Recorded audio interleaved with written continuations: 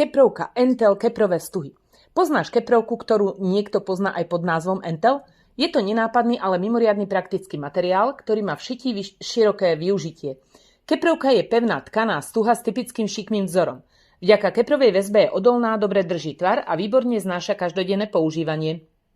Najčastejšie sa používa na spevňovanie švov, lemovanie okrajov, podšívanie alebo zakončenie odevov. Veľmi obľúbená je pri výrobe tašiek, zástier, bytových doplnkov či na viazanie.